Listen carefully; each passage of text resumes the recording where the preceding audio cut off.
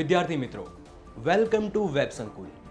પરીક્ષા માટે અગત્યના મુદ્દાઓને સમાવિષ્ટ કરતી અને ખૂબ જ ઓછા સમયમાં રિવિઝન કરાવતી વેબ સંકુલની સિરીઝ એટલે સુપરફાસ્ટ સિરીઝ વિથ 100 ફેક્ટ્સ. હવે બિન સચિવાલય ક્લાર્કની પરીક્ષા આવી રહી છે ત્યારે તેમાં સૌથી અગત્યના વિષય બંધારણને અનુલક્ષીને 100 પરીક્ષાલક્ષી ફેક્ટ્સ અમે રજૂ કરવા જઈ રહ્યા છીએ, જેનું તમે કોઈ પણ સ્થળે અને સમયે 15 મિનિટ કરતાં પણ ઓછા સમયમાં ક્વિક રિવિઝન કરી શકો છો. તો ચાલો જોઈએ બંધારણ અંગેના 100 ફેક્ટ્સ. 14-15 ઓગસ્ટની મધ્યરાત્રિએ ભારતીય સ્વતંત્રતા અધિનિયમ 1947ના આધારે બે ડોમિનિયન ભારત અને પાકિસ્તાનની રચના કરવામાં આવી. ઔપચારિક રૂપે બંધારણ સભાનો સૌ પ્રથમ વિચાર ઈસવીસન 1934માં માનવેન્દ્ર નાથ દ્વારા રજૂ કરવામાં આવ્યો. 9 ડિસેમ્બર 1946ને સોમવારના રોજ બંધારણ સભાની પ્રથમ બેઠક મળી. બંધારણ સભાના કાર્યકારી અધ્યક્ષ તરીકે સૌથી વરિષ્ઠ સભ્ય સચ્ચિદાનંદ સિન્હાની નિમણૂક કરવામાં આવી. 11 ડિસેમ્બર 1946ની બેઠકમાં ડોક્ટર રાજેન્દ્ર પ્રસાદ બંધારણ સભાના કાયમી અધ્યક્ષ તરીકે ચૂંટાયા. એચ.સી. મુખર્જી અને વી.ટી. કૃષ્ણમાચારી ઉપાધ્યક્ષ તરીકે ચૂંટાયા. સર બી.એન. રાવને બંધારણીય સલાહકારના સ્વરૂપમાં નિયુક્ત કરવામાં આવ્યા. જો ઉદ્દેશ્ય પ્રસ્તાવના પ્રારૂપની વાત કરીએ તો તે બી.એન. રાવ દ્વારા તૈયાર કરાયું હતું.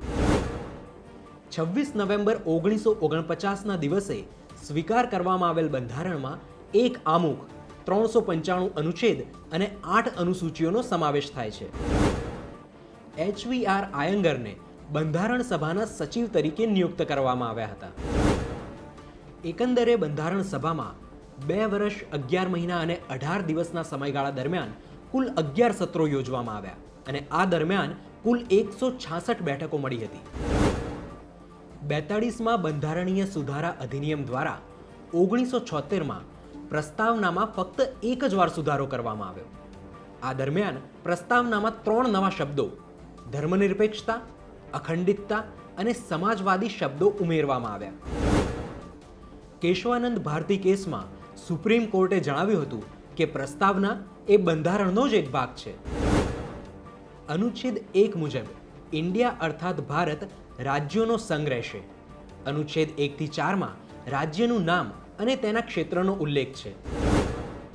27 ડિસેમ્બર 1953માં ભાષા આધારિત રાજ્યોની પુનઃરચના માટે ફઝલ અલીની અધ્યક્ષતામાં આયોગની રચના કરવામાં આવી, જેમાં 2 સભ્ય હૃદયનાથ કુંજરુ અને કે.એમ. પાણીકર હતા.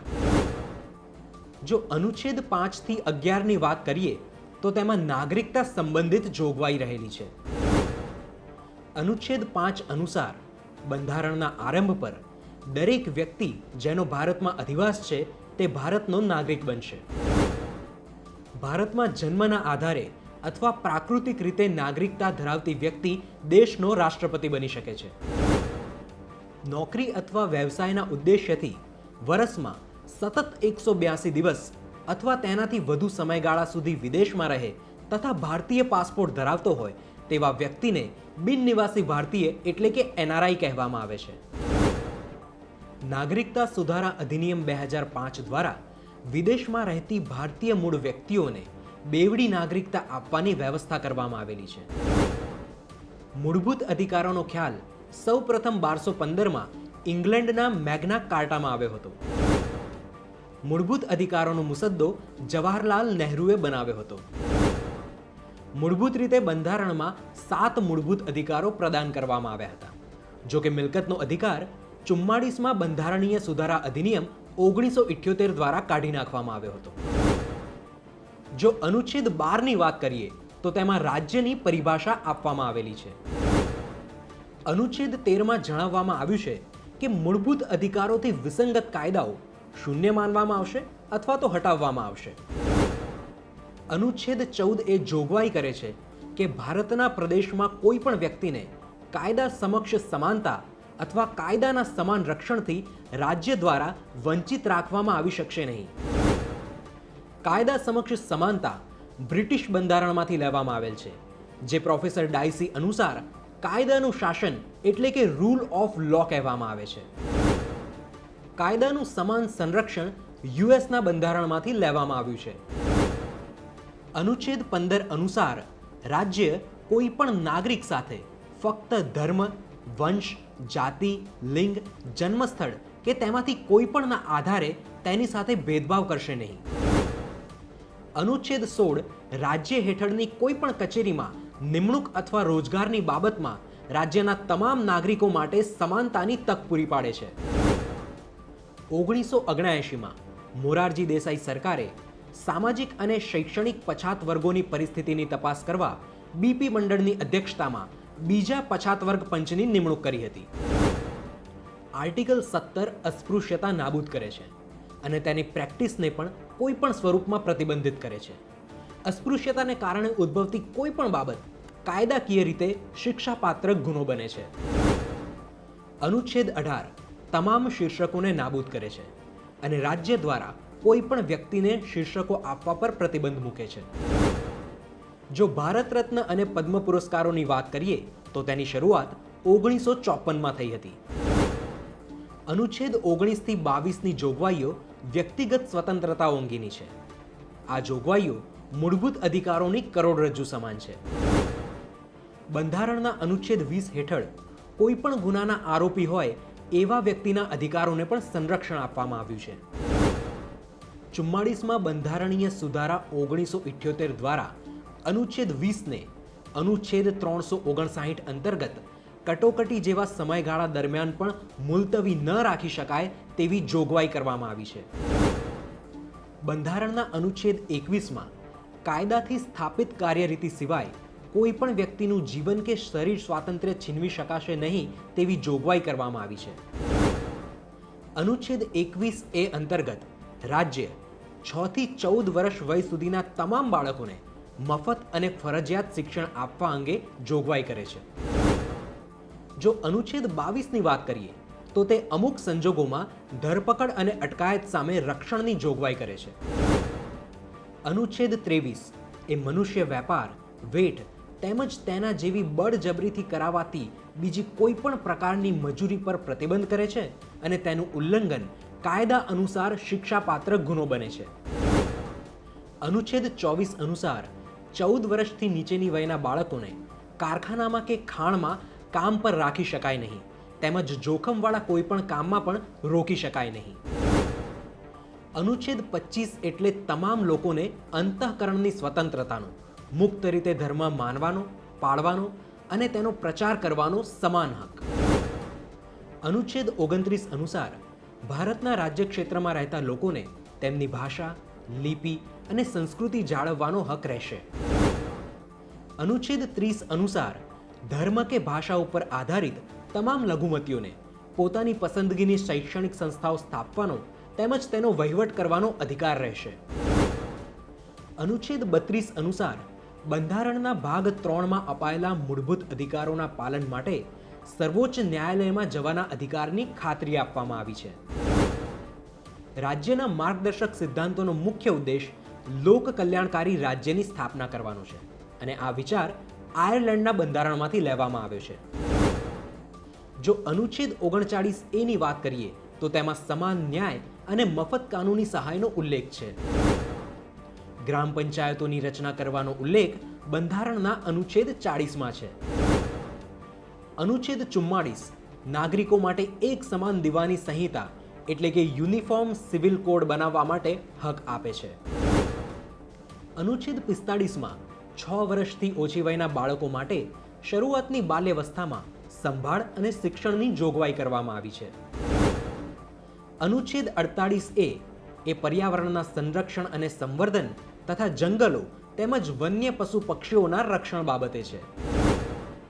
અનુચ્છેદ 49 હેઠળ રાષ્ટ્રીય મહત્વના સ્મારકો, સ્થળો તેમજ વસ્તુઓની રક્ષણ કરવાની જોગવાઈ છે.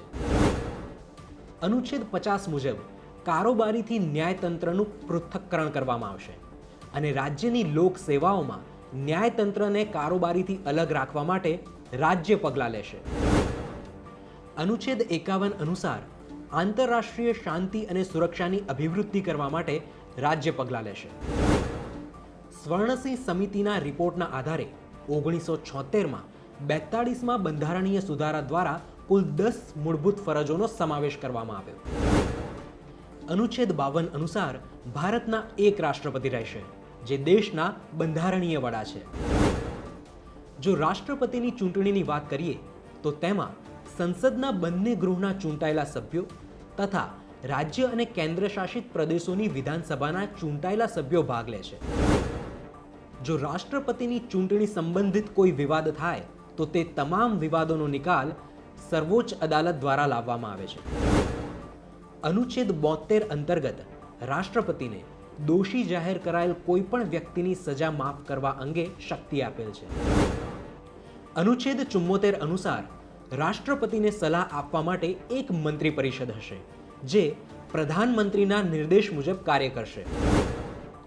અનુચ્છેદ 75 મુજબ કેન્દ્રીય મંત્રી પરિષદ લોકસભા પ્રત્યે સામૂહિક રૂપે જવાબદાર હશે. અનુચ્છેદ 80 મુજબ રાજ્યસભામાં સાહિત્ય, વિજ્ઞાન, કલા કે સમાજ સેવા સાથે જોડાયેલી 12 વ્યક્તિની નિમણૂક કરવાની સત્તા રાષ્ટ્રપતિ પાસે હોય છે.